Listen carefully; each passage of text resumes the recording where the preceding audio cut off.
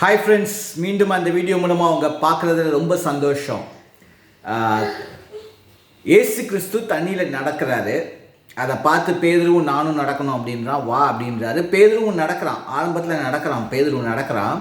ஆனால் அலைகளையும் காற்றையும், குறிப்பாக காற்று அடிக்கிறத பார்த்துட்டு, அலைகள் வரதை பார்த்துட்டு, இயேசுவின் மீது இருக்கிற கண்களை எடுத்து அந்த காற்றையும் அலைகளையும் பார்க்கும் பொழுது அவனுக்குள்ள ஒரு பயம், சந்தேகம் வந்து அவன் மூழ்க ஆரம்பிக்கிறான்.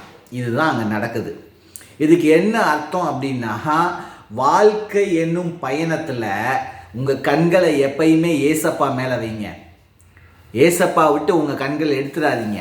என்ன பிரச்சனை இருக்குது, நாளைக்கு என்ன பிரச்சனை, அடுத்த வருஷம் என்ன பிரச்சனை, 4-5 வருஷம் கழித்து என்ன பிரச்சனை, பிள்ளைகளுடைய படிப்பு, பிள்ளைகளுடைய திருமணம், பிள்ளைகளுடைய பிள்ளைகள், இது வரைக்கும் கவலைப்படாதீங்க.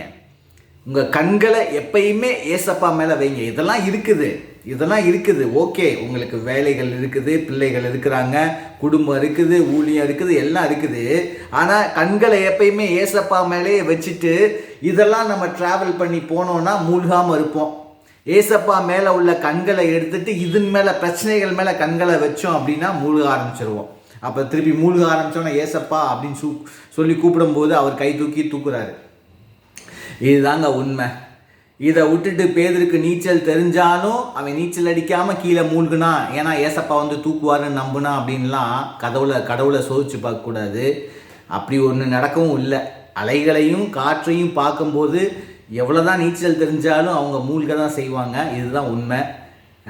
உங்கள் கண்களை பிரச்சனைகள் மீது வைக்காமல் ஏசப்பா மேலே வைங்க. அதுதான் சத்தியம்.